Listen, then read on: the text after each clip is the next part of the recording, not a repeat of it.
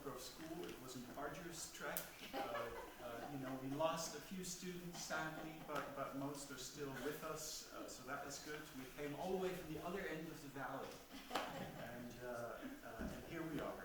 And we have what I hope will be a very informal and informational hour scheduled for you. We will start with a movie. And it's a movie that Andy will say something about, and then we will have launch into more or less a Q&A. So a conversation with you. You may have all sorts of questions about what happens at Oak Grove School, and we are the adults here, and so we might tell you one thing: it's a wonderful place, all our students are so happy, but you might be skeptical. So just in that case, we brought 3 students with us, and I'll ask them to introduce themselves and our teachers as well. I'm Brody. I am a senior. I've been at Oak Grove since preschool, and yeah, that's about it. My name's Kieran. I am also a senior. I've been at Oak Grove for the last 4 years, just for high school. Hi, my name is Krista Swanner. I'm fortunate to be a teacher at Oak Grove School. Been a part of the school as a parent first and then a teacher. I've been here for about 17 years. I teach 4th grade. My name is Piper. I'm a senior at Oak Grove School and I've been here since 8th grade. And I forgot to introduce myself. My name is Willem, and I'm the head of school, and I used to teach at Oak Grove history, religion, and ethics, and did some other things before I stepped into this role. I'm Andy Gilman. I direct the outreach for the school, and I get to also teach design in the high school, and I get to accompany students on camping trips, with which 3 of us just returned from one yesterday. So if they walk a little awkwardly, Yeah. you'll know they're all through. So maybe as a start, before we launch into the movie, I'll read our mission statement so you have that context, and I'll talk about the movie. Oak Grove School is a progressive pre-K through 12 college preparatory day and boarding school nestled on 150 acres in beautiful Ojai, California. You know most of this already. The school provides a well-rounded and challenging academic experience balanced with rich extracurricular programs in fine, performing, and practical arts, physical fitness, environmental and outdoor education, and international travel. Inspired by the school's founder, J. Krishnamurti, Oak Grove helps students develop the qualities of mind, heart, and body that enable them to act with excellence, self-knowledge, and responsibility in the modern world. The school's unique community offers an environment of inquiry where whole, mindful, and intelligent approaches to life are investigated and perennial questions of humankind are explored. So the movie you're about to see, the title is The World Within. We make a movie every year to describe the life of the school in one way or another. And we like this one a lot because it touches on several aspects from early childhood all the way to high school and everything in between. So it's a nice way of an introduction to the school and what it means. And it's including students narrating that we all love very much. Thanks, please. How long is the movie? The movie's 4 minutes. Okay. Or so. Or so.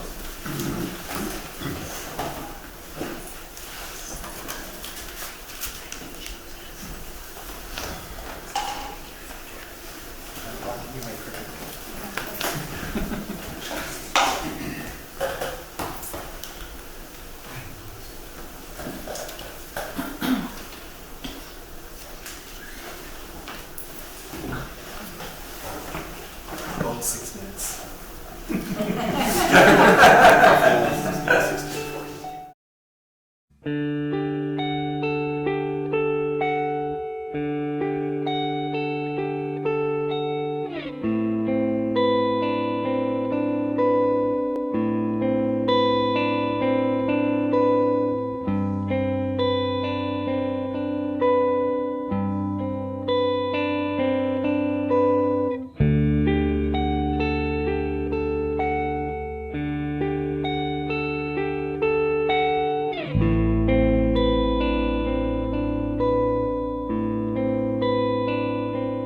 My time here at Oak Grove has extended over the course of 15 years.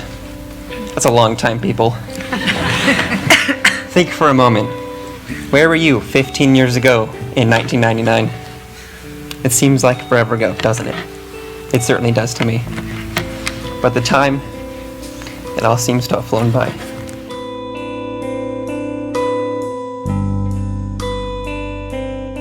One moment, I'm lying with my head on my teacher's dog Emo, flipping through a picture book in preschool.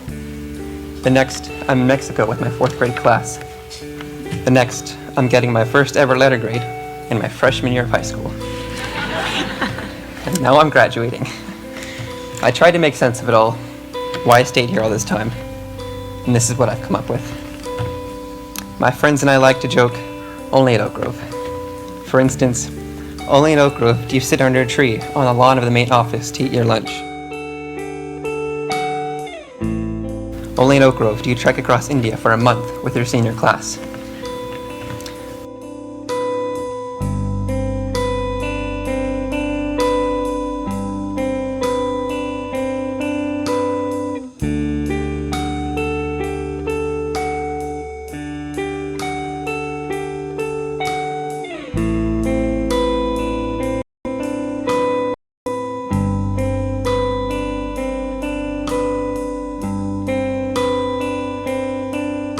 Here from 1995 until I graduated in 2002. Went off to college in San Diego. I got married. I started a PhD program at UCLA, and through all that, that puts me I'm in grade 20. So I want to talk about the hands-on, inquiry-based approach to learning that Oak Grove teaches, not just in science, but in all classes. And I think that this approach to learning has had a great impact on my way of thinking and learning, and it played a large role in me becoming a scientist. This approach has led me to some of the most interesting class experiences I've ever had.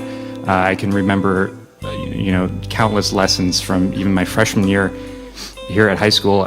We had Aaron Riley and Darcy Gray, my math teachers at the time, who would teach us how to calculate the period of a pendulum. And then we would take, at the end of the week, we'd do some calculations, we'd get a big piece of rope, and we'd go out into the atrium, and we'd swing Darcy from one side of it to the other, and we'd calculate the time it took, and we'd see how accurate our measurements were, and it was hilarious. These things stick with you, but it wasn't just math and science, it was every class. We had Patrick Foster, who taught us to grow our own wheat for history class, and we'd roll our own oats. We made our own oatmeal. He had us try to make fire with sticks inside the classroom. Those were hands-on lessons driven by inquiry that were the norm at Oak Grove, and I think that the lessons we learned were far more important than any kind of facts memorized from a book. So I think it's crucial.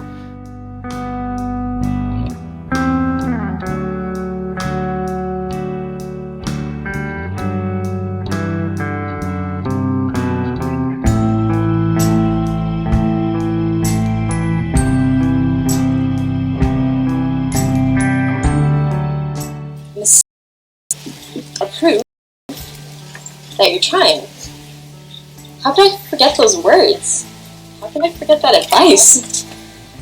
Last summer I went to camp in LA to study film. Hardly anyone else in the class spoke a word, but why was I the one to speak?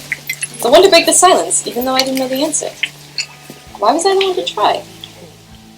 When I look back now, it seems obvious. I am a product of Oak Grove, a lifer. I've been conditioned to take chances, learn from my mistakes, and never, ever try to hide my personality. These morals have been instilled with me since the 1st grade. I've grown up with them in the same way I've grown up with this campus. I've seen seedlings sprout up into small trees. I've witnessed old trees lose their branches. I've watched new structures being laid. I've seen friendships take root, and I've seen them uprooted.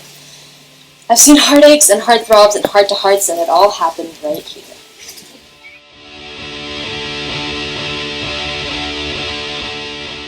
This school allows you to be who you are, and that's why we don't all hate each other or get tired of each other. Because we all convey who we truly are, and we aren't afraid of it. That is why Oak Grove works. It does not have to conform to standardized guidelines like many other schools. Oak Grove doesn't go for a one-size-fits-all approach, because, admit it, you can't mass-produce this.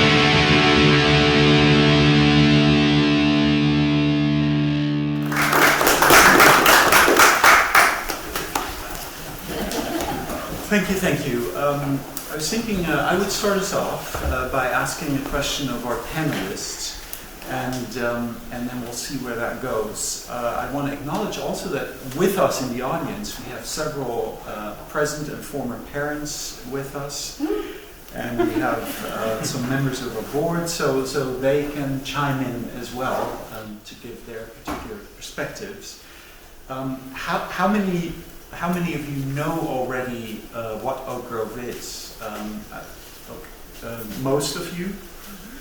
So I'm not seeing everybody put up a hand, so just I will say this, we are a preschool through 12th grade school. We currently have 222 students across that whole range, so we're a very small school. And this year we have been around for 40 years. And in fact our school started not too far from here in the little cottage over there called Arya Vihara. And some of the people who were there then are with us in the audience too. We are college preparatory in the high school. Most of our students go on to college. And maybe I'll leave it there, but just for those of you who didn't quite know the range of our school, that's what it is. That takes me to our theme. And we kind of chose this theme, Awakening Intelligence, because it's come up several times this year as a theme. And I'm very curious to hear from our panelists, sort of what can they say about awakening intelligence? How has their intelligence been awakened, or maybe how have we failed to awaken their intelligence? That would be hard to admit to, that would be me. But what can you say about your time at Oak Grove, looking back, and the approach that Oak Grove takes towards helping you be intelligent, sensitive, having those qualities that Andy mentioned? And I wonder to pick somebody to pick Brody. And maybe we can go around and go.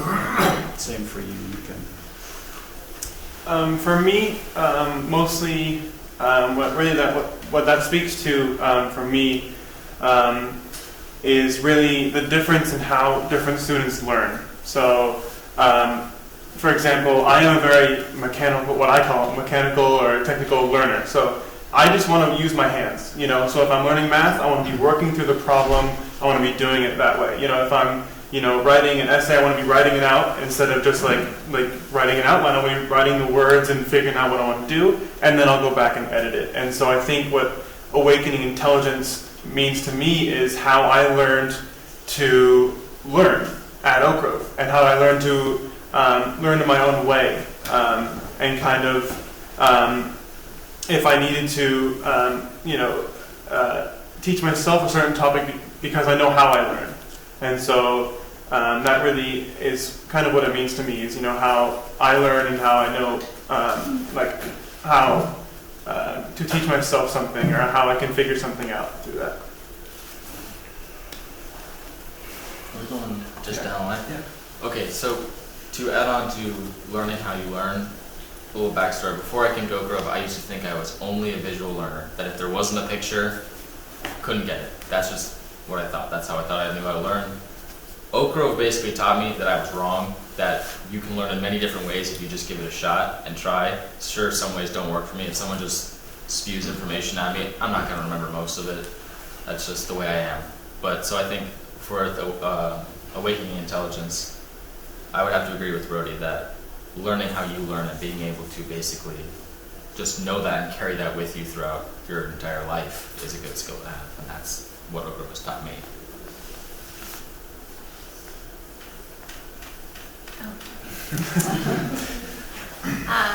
I think in my time at Oak Grove, what the theme awakening intelligence means to me is that I'm in a constant state of trying to be awakened. And I'm always learning something new every day from my students, and I love being in that process. I never feel like I have all the answers, and I'm actually really comfortable with that. and my students. I feel like in that way we're co-learning. We're looking at a problem together. It's very easy for me to say, I have no idea, let's look that up. And I feel like when we do that as educators, we're just right on the ground learning with them, and it creates a nice community of inquiry together. So. If I can add to that real quick, from the student perspective of that, what I can really, like as an example, is like our Spanish class, right? So our Spanish teacher spent, I think, 9 years in Spain, so he's completely fluent. And if he doesn't know a word, it's kind of fun to kind of tease him a little bit. But then he'll kind of look it up and he'll be like, okay, so this is what this word is, and this is kind of how you can use it in a sentence. Like, I don't know, we were thinking of like, you know, like, we forgot how to say squirrel or something like that. Just something simple, and we wanted to know, and he's like, all right, well, we'll look it up in the class. And so it's kind of like that process of, he might not know that word, but we're figuring out with him. So I think that's a really cool process. And in some way, those are the words that stick with you most, because you're like, oh, I remember when he looked up that word. Mm-hmm. But Awakening Intelligence at Oak Grove for me has mostly just been the kind of class environment that you're surrounded in when you're in class. It's more of like a discussion based. I used to go to a really big public school, and while that may work for some people, I didn't really enjoy the disconnects between the teachers and students. And so just the fact that each teacher will know your name and you can refer to them as with their first name creates more of a personal connection, and I think that alone just opens up this whole new area for learning, because then you feel like you're on the same level and you're learning with them. And when there's a discussion-based classroom and you're talking back and forth with your teacher, then you're not afraid to provoke new ideas and to ask questions, because it's not like they're telling you what to do and how to do it and what to learn. You're kind of figuring it out together. Yeah, from a sort of overall perspective, I want to link it to Krishnamurti's work as well. So what that phrase means, or what his work means in the context of our school. So probably many of you have read Krishnamurti on education, but what we're trying to do is to have a school where our students are not fearful, so where they are free of fear, and where they can inquire into any subject that they might have an interest in with that spirit of freedom of fear. Our hope is that our students cultivate a sense of self-knowledge, so that they find out sort of what is alive for them in their minds, and learn to understand that and see that sort of conditioning, if you will. Another thing is, we hope that our students come away from our school really having discovered what their talents are. So that they go on not just to a career because society says do this after school, you do that, then you do this. But we're hoping that they have a sense of what really excites them and what gives them meaning in life, and how they can contribute to the world also in meaningful ways. So those are just some aspects that you will find. So we have Krishnamurti, and of course he founded the school. He's been gone for a long time, but in those ways his vision still really is with us. I'll give you just a few very specific examples. We teach what we call mindfulness at the school, although that's not entirely the way it is understood, say, in popular culture. Mindfulness is a bit of a hype.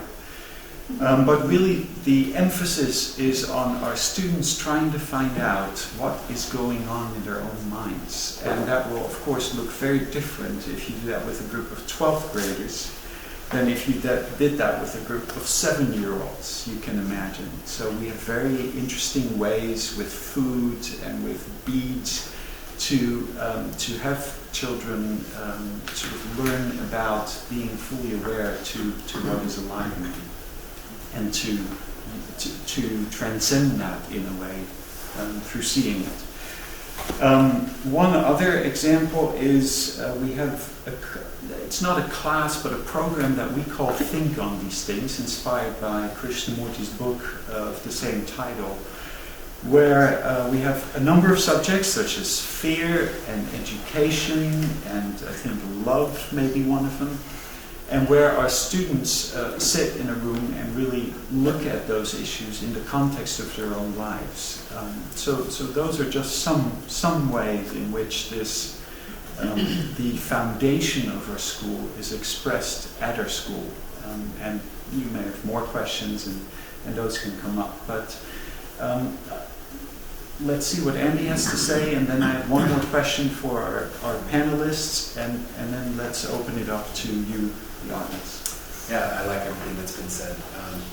To me, there's something really powerful about using the expression awakening intelligence versus, let's say, instilling intelligence.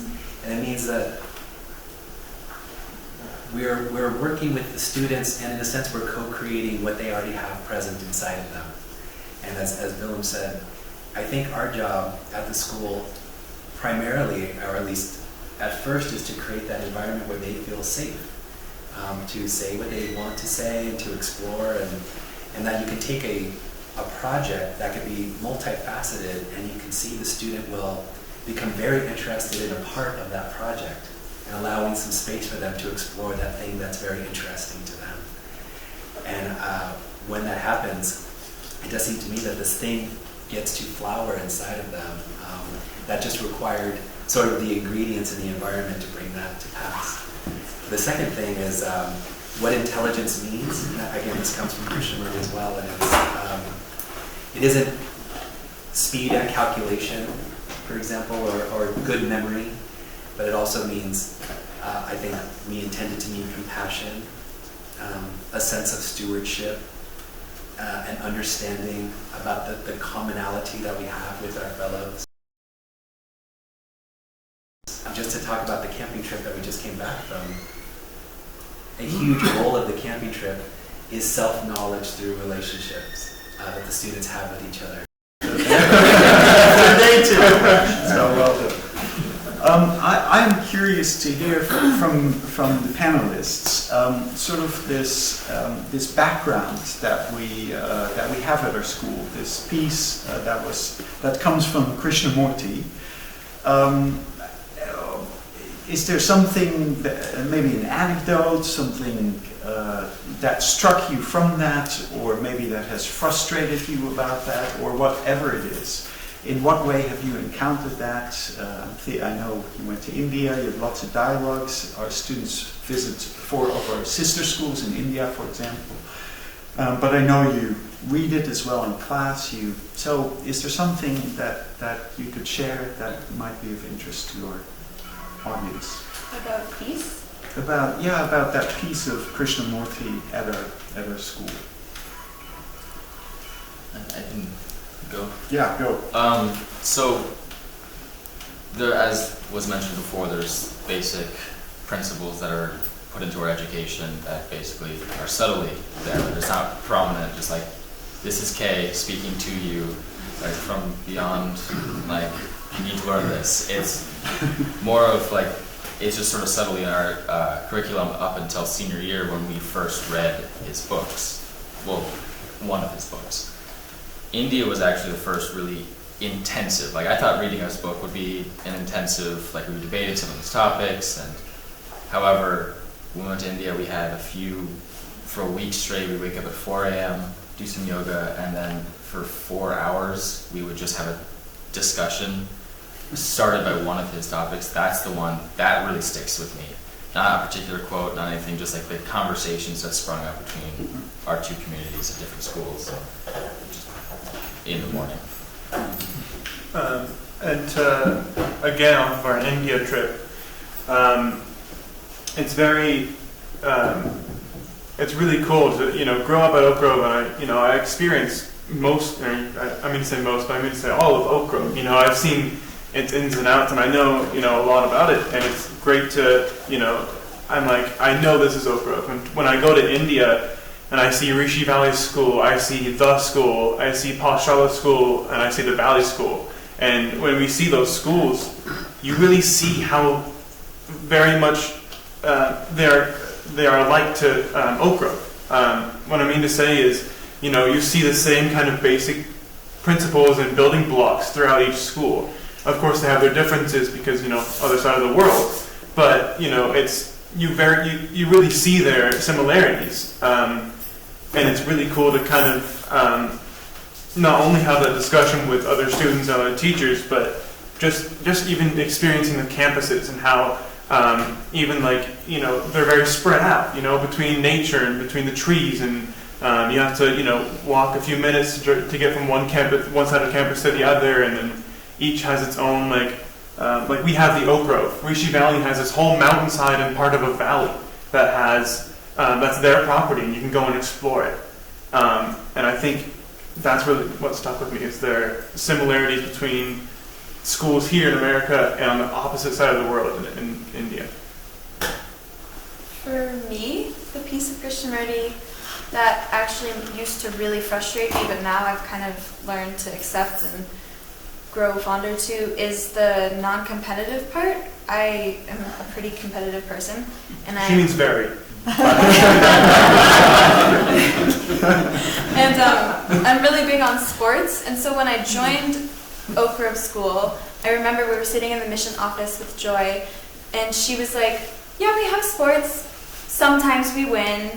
And so it was just like that comment where I was like, sometimes we win. So to get to the point is that when I was running cross country, I was like missing kind of this aspect of like, why is my like coach? Why isn't he yelling at me? Why is there like not this big support from the school where everybody's at the soccer games, and like it's kind of like this anxiety, but it's like you feed off of it a little bit. And after like maybe 2 years, I was just kind of like, okay, take a deep breath. Non-competitiveness it's not that that I don't have to be non-competitive, it's that the school itself isn't forcing me to be competitive. And so then senior year, when I started doing cross country competitively through the school, it was not that some coach or some students were pressuring me to run as fast as I could and be the best. It was that I was pushing myself and self-motivating myself to do the best that I could, and I knew that I was doing the best that I could because there wasn't like this feeling of disappointment and if I didn't succeed and if I didn't do what my coach wanted me to do, because the only pressure and the only motivation that was coming from me. So. Nice. It's a great anecdote too, because when Piper did a race, Oak Grove arrived, and we have all these other schools here in the valley, and they all arrived with their armies of students. And, we're a small school, and it was truly like an army. They were all training, racing up and down, and our Oak Grove students were sort of just standing around, like, what's going on here? Maybe you guys want to warm up, and they did a few laps, and then they ran, but they ran for themselves and not to beat others. And that was striking, I thought. So if I could share that something on the staff side that's challenging, maybe particularly for me, but I think in general, my graduate work is in philosophy, Western philosophy, and what's difficult about Krishnamurti compared to Western philosophy is the lack of definitions of words. So he'll use words like beauty and awareness and intelligence and those kinds of things. And my inclination personally is to say, define it, say what it is clearly, and then we go from there and build on that case. And you don't get that, as you all know. You do sometimes get what it's not, right? So that's a good way of knowing too by negation. But it is challenging to have a school to say that we're inspired by Krishnamurti. And a lot of us tour new families, and they say, "How's Krishnamurti manifested in the school?" And the answer is, it seems to me, is that there's a few things that even with this sort of lack of definition, that you can.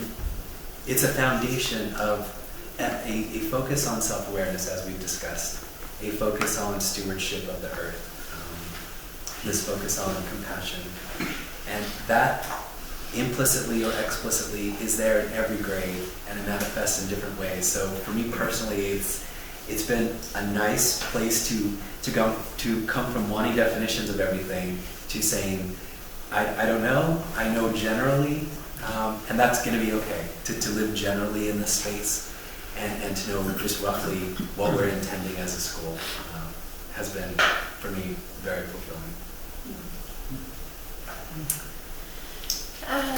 I think I would say I liked what you had to say, Brody, that as you went to each of these different schools in India, that you sensed that similar foundation, that, you know, Kay's influence is almost visceral at each place, but in a different way. I really like what you had to say about that. As an educator, I taught in public schools and private schools in California and in New York before I started teaching at Oak Grove. And Krishnamurti was new to me. I chose the school for my daughter, who's graduating college in 2 weeks. She started as a kindergartner at Oak Grove, but Krishnamurti was new, so I actually, you know, signed my kids up before I really understood who Kay was and what his messages were. But I have to say that I learned about Kay actually through the students, through the kindergartners. So as I was becoming familiar with Kay, slightly familiar with Kay, and some of his teachings and some of his work through staff meetings and books and things and people talking with Karen and others, I really, all I had to do to really understand his purpose was to really be with 5-year-olds, because they are Kay, right?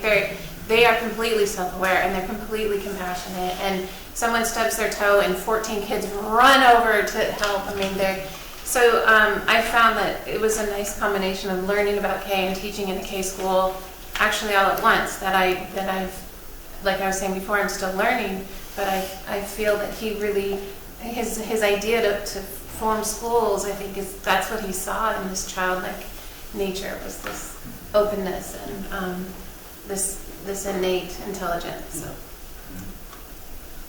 All right. Thank you. Let's open it up to questions that you may have. Yeah, I like what you had to say about competition, and you also mentioned that one of the focus areas in the school is fear, and Krishnamurti also speaks about how competition induces fear. Now, I can understand how you may be able to eliminate the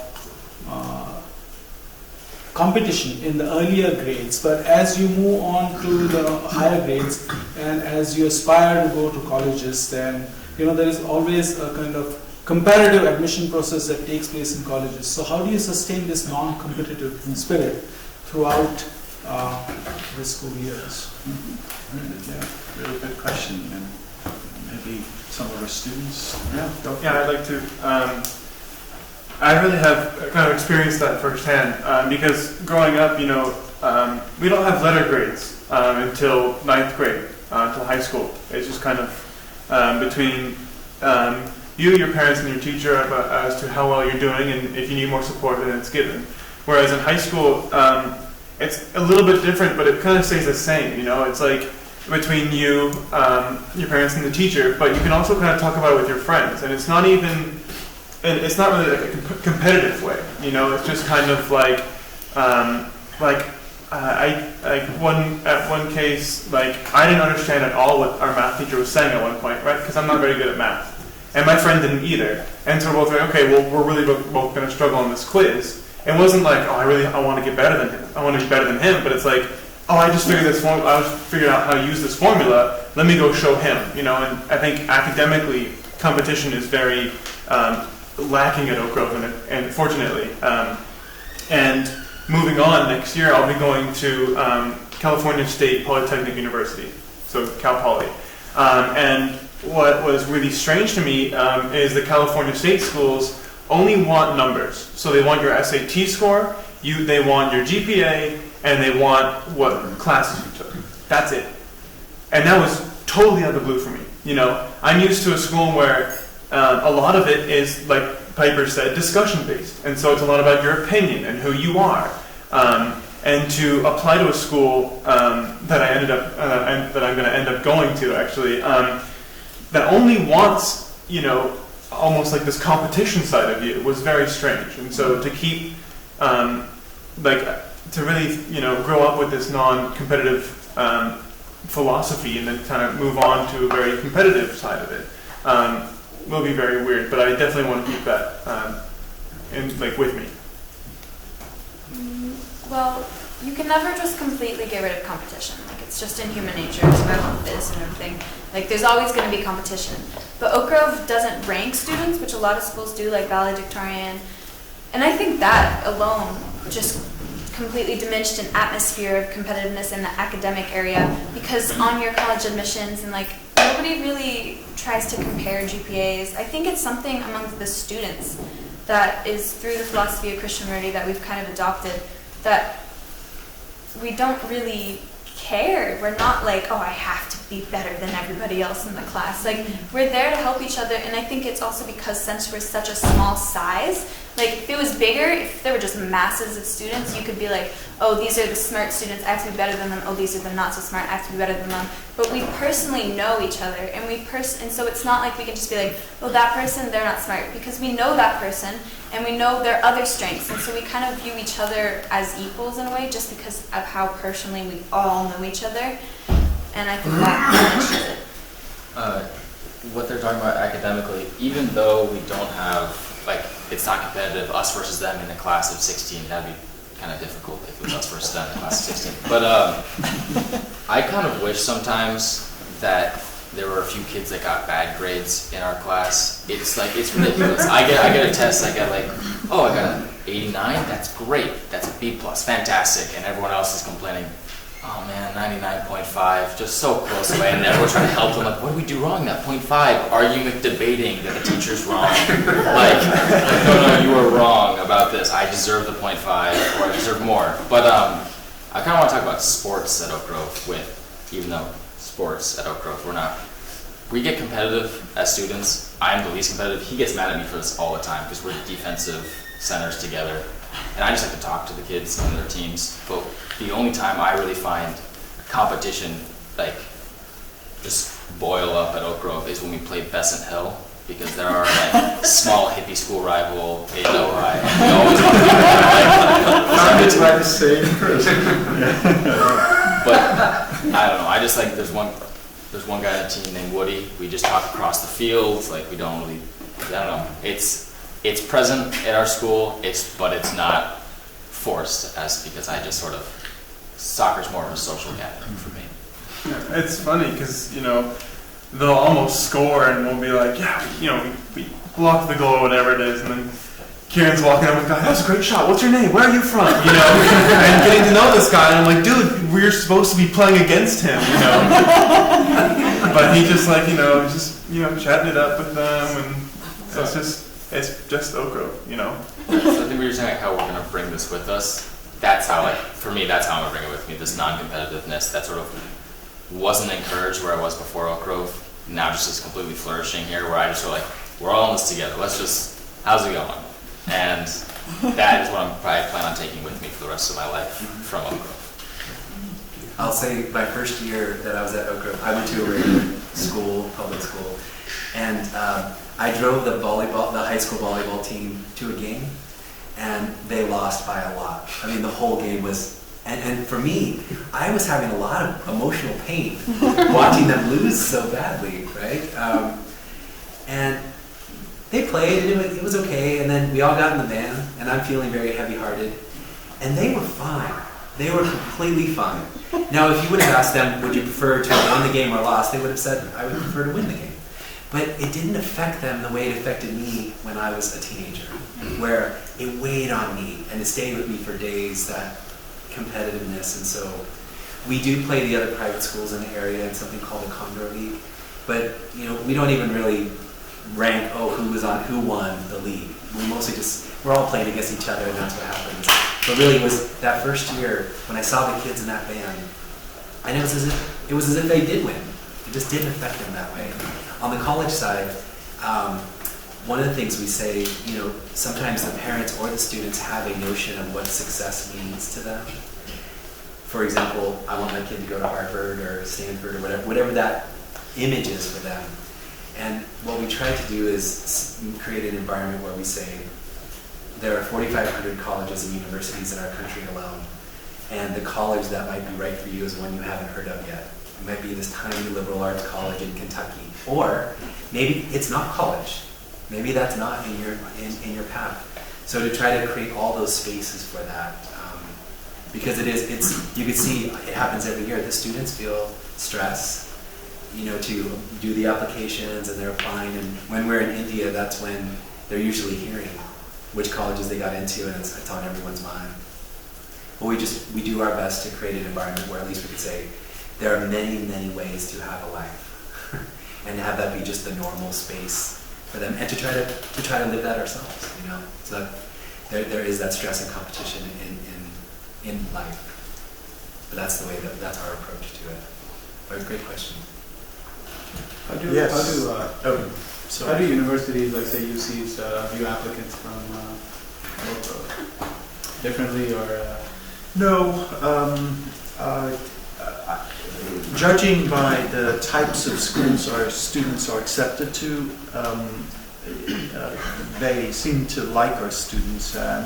It's really the whole range of schools and colleges, from the more selective like Berkeley, UCLA, or NYU, or God knows what, to community colleges, which some of our students also go to. So it's really the whole range. Our hope is that students pick something that is intrinsic to them, and does not come from us, where we say, okay, you need to do this or that, and I think so far they're pretty good at that. Yes. My experience in school, when I went to school, was that you went to school and the teacher would ask you a question and you'd put your hand up to give an answer. And usually, in my case, it was the wrong answer, in the sense it wasn't the answer the teacher was looking for. And so I grew up with this feeling of needing to be right. And someone once criticized me for always having to have the right answer.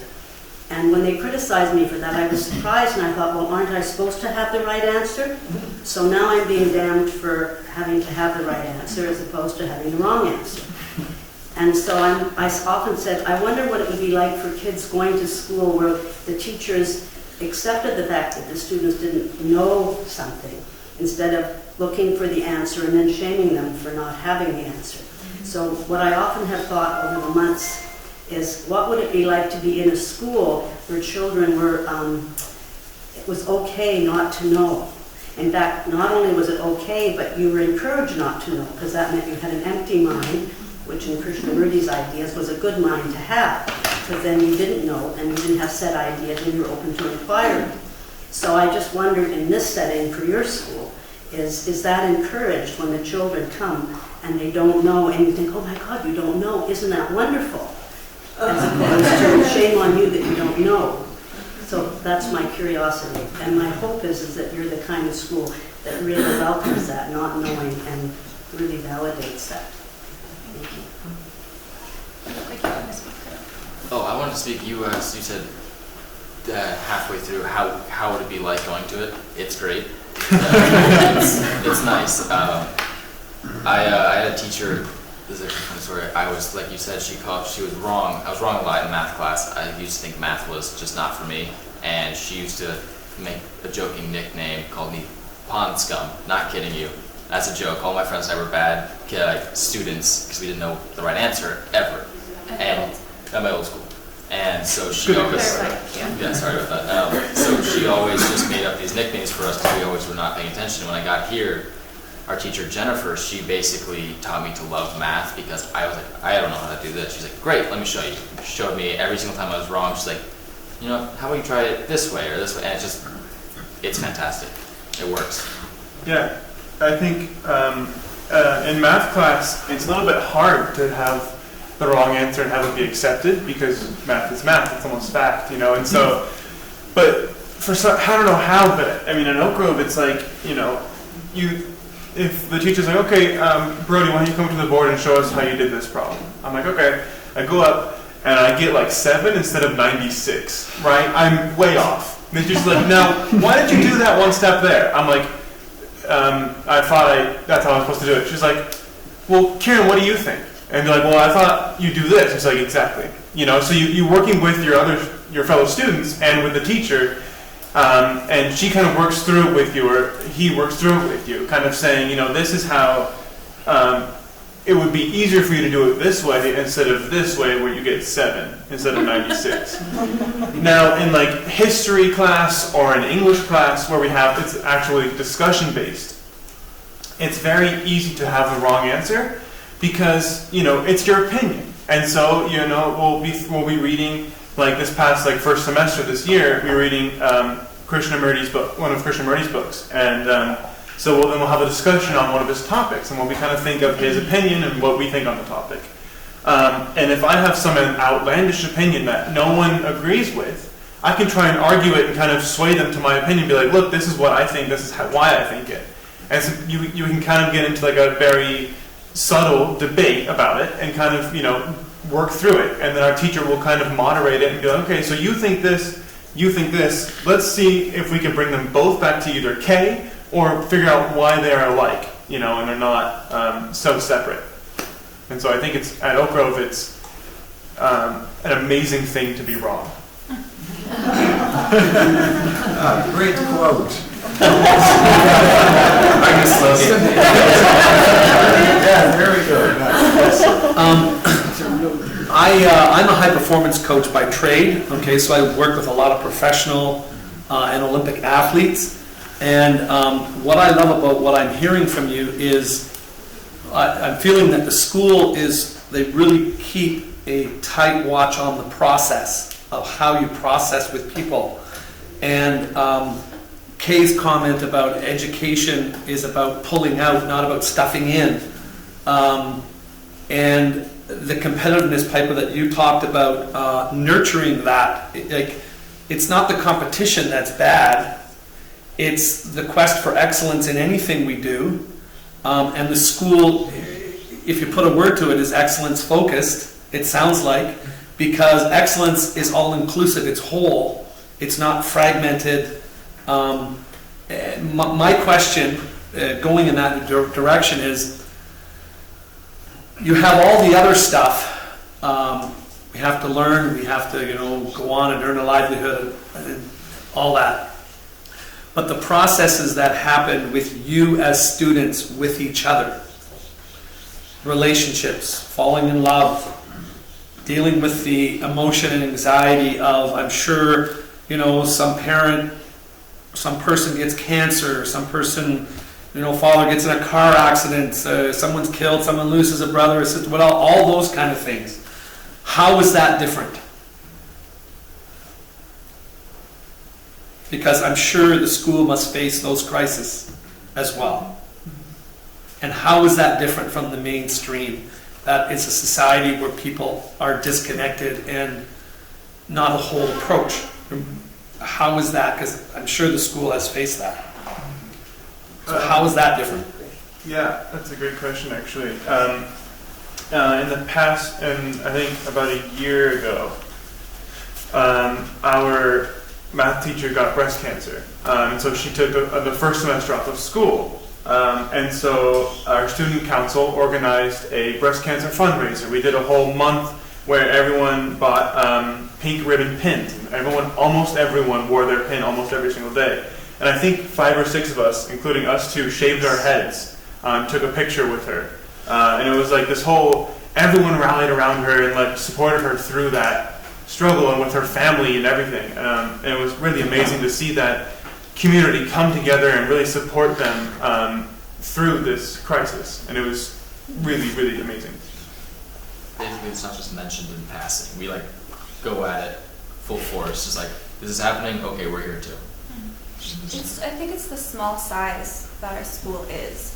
It's like if you have drama, if there's something that happens, you can't ignore it. You have to face it and you have to deal with it. It's impossible to ignore someone in a class of 16. I can speak to students going through rough times. I had a student last year who lost his father during the school year. There was a great deal of compassion amongst all teachers and staff at Oak Grove that were aware. Actually, we made sure everyone was aware, so that we just had this little boy in our sights all the time. Someone was checking in with him throughout the day. I, as his teacher, obviously modified his academic program. He mostly just needed to sit in my lap all day, as often as possible. And I think that small school idea that you all are speaking to, and a very close and collaborative staff. So every Wednesday, we get together, the students have a shorter day, and the teachers and many of the staff get together in community and address issues that are going on at school, but we also have that time to say, you know, I just want to bring to everyone's attention that this child is experiencing this loss, and let's keep a close eye out for him. And it's something that I treasure about our community, because all of us experience loss and suffering, and if you feel like you're part of something that's helping hold you, it's wonderful. Thank you. You had a question.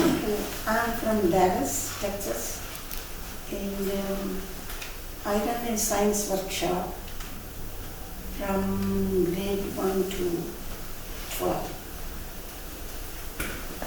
I'm trying to incorporate a little bit of the case teaching on my own. And this science workshop, I take it to the schools. I run after school program. All these young kids, they come and learn. It's quite a challenge. And even with the high school kids, they are not in an environment of case schools. They are from a public schools. They are with the parents with competitive nature. Can you guys throw any light how we deal with that?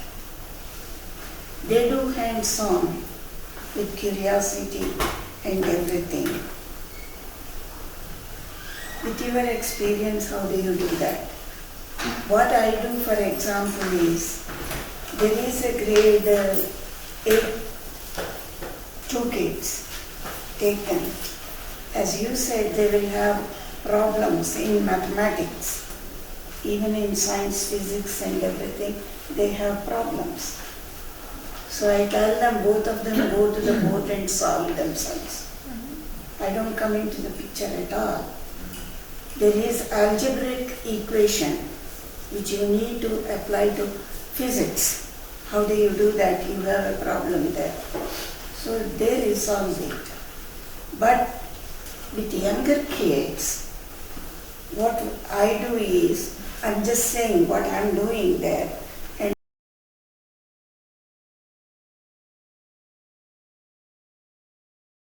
well, He has a style of teaching that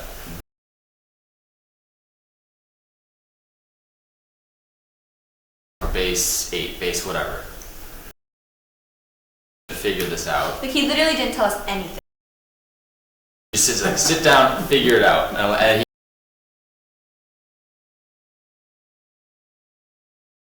I guess, sure, fine.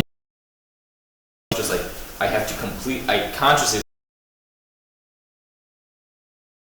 came to the decision that I need to figure it out on my own and do it a bunch of times until I got it. And it stuck, at least for me, I'm speaking for myself here, that I remember it very well. It worked. It was to go to the community. You cannot, I will cut down for 5 chapters. As you said, it can be resolved. To grasp that physics, how do we resolve the situation? I think that I can speak a little bit unknown. And then the program that I teach in grade 4. And so oftentimes kind of like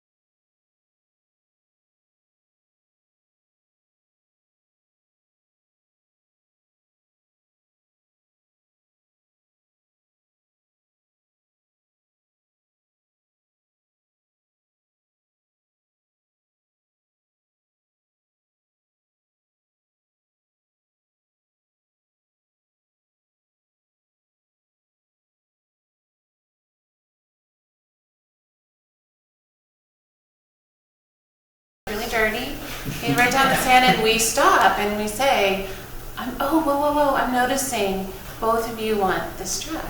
And if it's a big debate, it's, you know what, I'm going to hold the truck, I'm going to keep it safe, and let's talk about this. And that's actually, gives me the chills. That's the curriculum. You know, that's the curriculum in preschool, and essentially for a lot of kindergarten as well, and throughout the years. It's stopping when a conflict occurs, acknowledging each individual person, making sure each child has his or her voice heard. And it's great for teachers at Oak Grove because we don't have to solve anything. We just say, okay, so Brian, Liz, tell me your ideas. How should we solve this? And it's like I could be drinking a latte because they are saying, okay, well, how about if you play with it until the bell rings, and then after the bell rings, and then they solve it in these ways that we never would have even come up with, and then they play. And the big issue, the big part of that at a young age and all the way through is making sure the student's voice is heard. So that model begins in preschool and it follows them up. In elementary school, the students start taking on more of that role, so they can do a lot of that conflict resolution without the teacher involved. So we have systems like a peace bridge, we have a peace table, and the students have learned through role play and practice and modeling by teachers how to say, you know, I'm really frustrated with you, you kicked my backpack, and you know, they learn how to sort of work through things. That's not to say that it's always easy. It's never easy. It's a big challenge as a teacher, as any person who works with kids knows, because you know, we sort of have in our mind this agenda we want to get through, and we have to stop and help them sort this out, and sometimes there's tears, and sometimes there's big feelings, and it takes a lot of time as teachers, but it really is one of the most important things we can do for young people, is to allow them to feel heard and to express themselves. As kids get older and up into the junior high, the curriculum sort of builds into an advisory program where kids are really looking at some really big issues like media influence and things like this, and being sort of raised in this environment where their opinion matters and their voice is heard, they can start looking deeply into what they really feel about some of these bigger ideas. So it's a really big part of our program. It's not perfect. It's still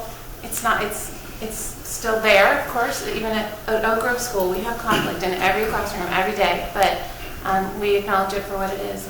It seems like a thread through it all, though, is you're teaching them how to solve their problems. And that is the factor that builds the excellence inside them. Right. And that level, the confidence comes out of that, because it's such a confidence builder to be able to solve your own problems. And I think our real education, not real education, the education that's in unfortunately, the real world, it doesn't do that. It doesn't teach us how to process. I just wanted to share that each of these processes that you're discussing, from the math class example to the conflict resolution example, that if you want to know why they come out of Oak Grove knowing who they are, it's because of those processes. And like you say, it's not always like the quickest route from A to B, but it's so worthy. And I mean, the amount of time and love and care that the faculty and community puts into it is what makes it what it is, and it is absolutely unique unto itself.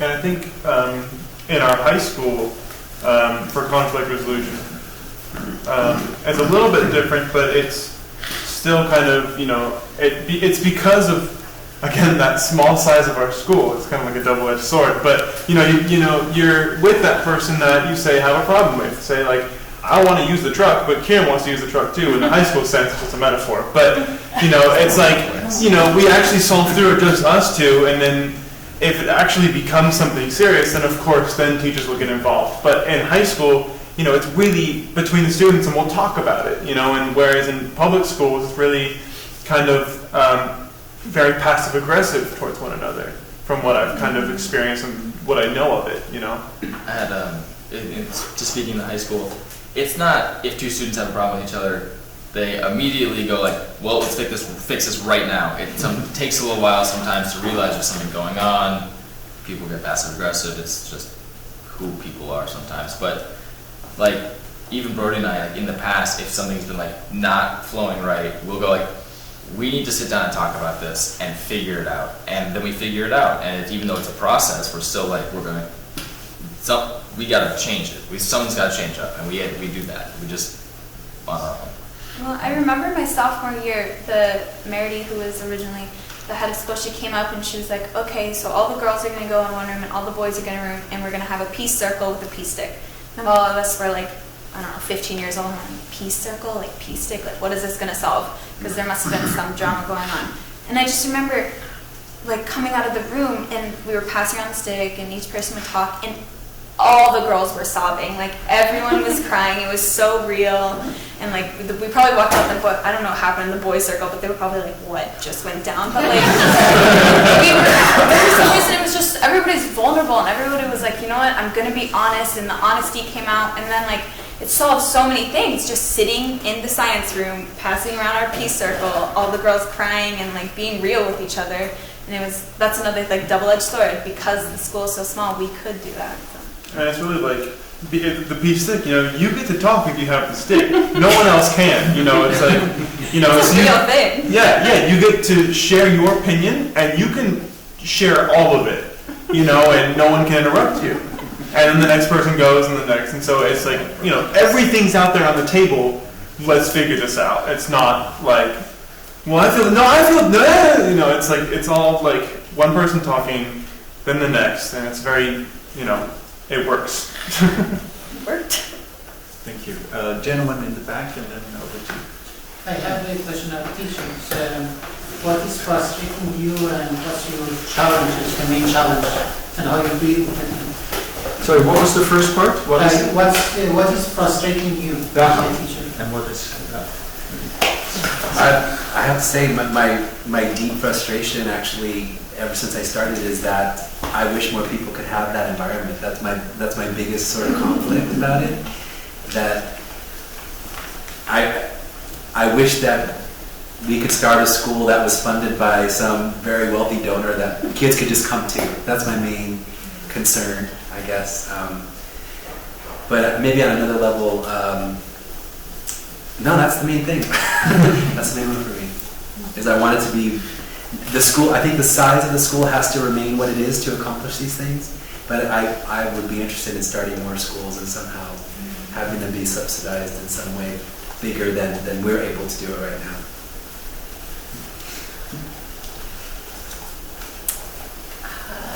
Time. Not having enough time. The way our school is designed, it's really a school for the whole child, and the kids have so many enrichment classes. So, you know, there's music and art and Spanish and physical education and horticulture and so many different opportunities for them. But I feel that frustration, that pull of there's so many things that, you know, even though we design our own curriculum, so to speak, we of course are answering to the culture in some way in terms of this 9-10-year-old should be able to do these certain things by this certain time in the year. I mean, we're a school, so the frustration for me is time. Knowing that they need to go out and play and they must, and knowing that I want them to go to art and music, but then you know, I just got to get that 5-paragraph essay in them, and you know, so it's time. But that's not a bad frustration to have. But I want to be with them more, I suppose. Thank you. Gentleman over there. My experience with Oak Grove is I drive a student from Santa Barbara back to Ojai in the weekend. His father lives in Ojai, in Santa Barbara, and his mother lives in Ojai. And this is anyway. When I'm bringing him back from once a week, it's the only time I see him for about 30 minutes on the trip up. And he is a jabberbox. He's talking about everything, and he talks about what he doesn't like about school. His parents don't talk to one another. That's why I'm the driver. She drops him off at the corner on the way down, and his father doesn't even want to come to Ohio, so he gets me to bring him back. And how old is he? He's 15, so he's 10th grade. And when he comes back, he brings new gadgets, new boxes. He likes to build computers, and he does, or he's interested in building more memory. I mean, Jehovahites, you know, I mean, and his mother thinks that that's games playing, and she doesn't want that shit in her house. So she sends this back with me in the car back to her, to the father. And he doesn't talk to either one of them. And I just wonder whether or not he gets an opportunity to articulate some of that, you know, in relationship to school. I mean, you know, either associates in your classes or teachers. It's interesting. I think he's the sharpest kid I've ever met. Is that happening now? It's happening now. Oh, right. So what we have at our school is every class has an advisor. Yeah. And so all students have one person that is assigned to them every year to sort of, you know, check in with them and to guide various processes.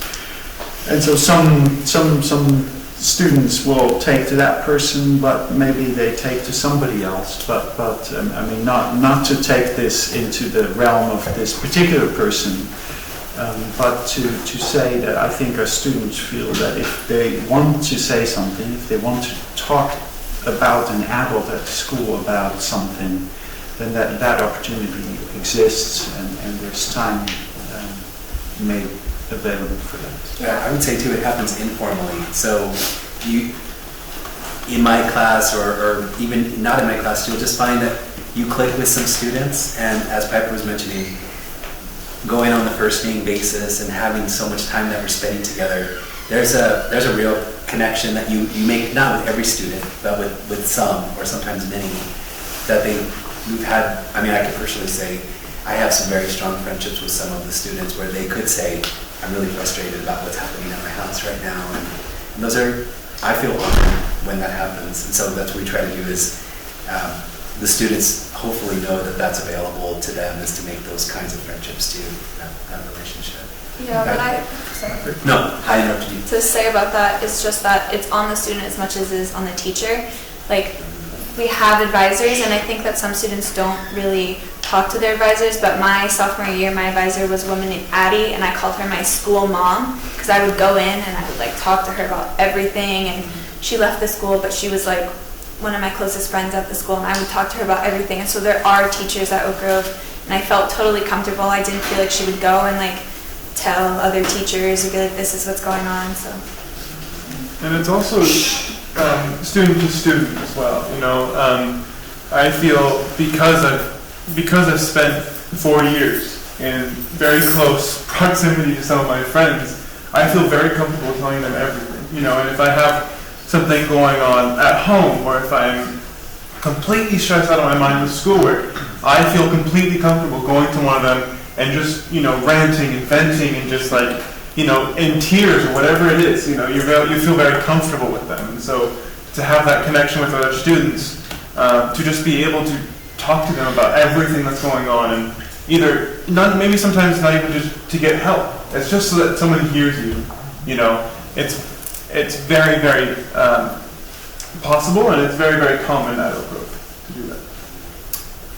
Yes, and we have just time for a few more questions, so please. I work in at least 2 schools which have got similar processes and approaches to teaching and learning, and one of the challenges I've faced is taking parents along with me with this kind of an approach. What do you do with parents? How do they go along with this kind of an approach to teaching and learning? Yeah, it really varies according to the level of the school, and maybe No, actually, just to be fair to that, you asked the question, what's frustrating? And often you'll hear the teachers, they'll say, what's frustrating right now is the parents. Right? The kids are great, staff's great, it's the parents. So bringing them along, there's a high frequency of class meetings that happen. Part of that is informational, just, you know, here's what's coming up and all that kind of stuff, but a big part of it is, here's how the learning looks right now. And in some ways, as Krista was saying, we do have a curriculum that does map the standard, right? Because we have an obligation to educate students, but it might look different. It might be based on a kind of a project, and a big part of that is a lot of information is going out to the parents. Very often, in fact, every week they're notified from the teacher and also the school about everything that's happening. But it's not for everybody, and we learn that too. So sometimes somebody will be very enthusiastic at first, and then they won't come back because they might think they have a notion about competition or those kinds of things. So I'm sure you have more to say about that too, Krista. About just bringing the parents along. Right. Well, I have, maximum transparency. I actually have 2 parents of students in this room who have no name. But, and actually they're great parents. They don't frustrate me at all. But communication is a really big part of it. It feels like I can never communicate enough. There's so much that goes on in the day. There's so much exciting opportunities for learning that the kids are experiencing. I can't possibly communicate it enough. I try to. It seems like a never-ending process to help parents really understand the depth of learning that's going on in the day. That it's not just about what the homework looks like, and it's not just about even the title of the project or even the skills embedded in the project, but the actual learning together in community and everything that goes into a student's day. I mean, they're on campus with us 7-8 hours a day, and it's a rich time, and it's really hard to articulate all of that and give it as much meaning as it holds. So I think to bring the parents along, it's, as Andy was saying, we have parent meetings, parent communication. Andy is great at getting information out each week to families. We also have conferences, individual conferences twice a year, reports that go out twice a year. So we really feel like we want Oak Grove to be a school for the whole family. In the early childhood program, we have what we call parent education. I believe it's still called parent ed. And that's an opportunity for younger moms and dads to come together and learn from the preschool teacher. We'll sit with them in a circle and just talk about, developmental issues. So child development issues. I'm reminded of something a senior last year said about sort of parents. In fact, it was Nina's son. And he spoke of sort of the Holy Trinity. And the Holy Trinity at Oak Grove is the students, the parent, and the teacher. And he really said when those 3 really combine and work together, that's when I flowered as a student. And so that is the key, I think, personally. It's that partnership between those 3 people, and that helps them. All right, we have time for one last question. Yes, ma'am. I've heard a little bit about your camping program, and I would love to hear it all. Again, what they do every year, how they progress. I can answer that. We start off in kindergarten, and the students camp on the backfield of the school overnight with the parents. So that's the beginning of it. And then in first grade, they go to Carpinteria State Beach with the parents for one night. And then when they get into second grade, they go one night with the parents and one night not with the parents. So that's the first time it's the staff only and the kids are with themselves. And then in third grade, it goes a little further. In fourth, which Krista's about to do, they actually go to Morro Bay with no parents, just staff. And that's 2 nights and 3 days. And it just keeps going on. They go a little further, a little longer. And so we just came back from going into the Sespe Wilderness here with 9th and 10th graders. And currently our 11th graders are exploring the Southwest. So they're from Utah, Arizona. They take an 11-day trip there. But the culmination is the seniors going to India for 4 weeks. And that happens during the winter break. But again, the goals of that are they learn a lot of resiliency, taking care of themselves, but then they learn a lot about each other and about themselves, and then the stewardship is those are all embedded in the kinds of activities that we're doing. But I love the incremental approach. And the kids start looking forward. They think, oh, the 5th graders, they go to Joshua Tree, and they get excited about that. And of course, the students are with each other so frequently among the grades that they hear all about the trips and they see all the photographs. So it's a huge part of our program. And I'd love to kind of talk off of that because I personally love camping. I love backpack camping, anything. And so I think a lot of that was really sparked through Oak Grove. So my dad, my brother, and I, we go backpacking a ton. I'm really, really good friends with our athletic director who runs all the camping programs for the high school. And I go backpacking with him in the summers. And just recently, this past week, I went camping with Piper and him and the 10th graders for 6 days. And so it's really kind of, I've really learned a lot about myself, not only about like camping, but resiliency and my independence and how to take care of myself and to and where I struggle, you know, and a lot of it also applies back to life here, you know, in society. With, you know, is it like a high stress situation where we have to get up and pack our tent up and hurry out of camp in the morning because it's going to rain or something like that, you know. You kind of get that with, like, you know, you have 3 projects for school due, you know, tomorrow you have to hurry and get all those. And so, you know, like, where you struggle, you kind of learn that, especially backpacking where it's like all back to the basics. You have no phone, you don't have really any technology, and you are really, of course the chaperones are there to help you, but you are kind of, you know, relying on yourself. And so I think a lot of learning comes through our camping. I just got to add one thing. Just the importance of ceremony is something that we care a lot about at the school. An example of that is the 8th grade. They have a rite of passage where they go out into the Matilaha. And part of it is marking this really important time for them, this transition into high school, whether that's Oak Grove or somewhere else. But I think that's embedded in what we do is this importance of marking important times as a community. Yeah. All right. Well, we could go on for many more hours, but we won't. But it's been really lovely that you all joined us, and perhaps if you have some more questions, we'll be floating around here a bit. You could approach us individually. But thank you so much, and thank you to our lovely students and teachers on this panel.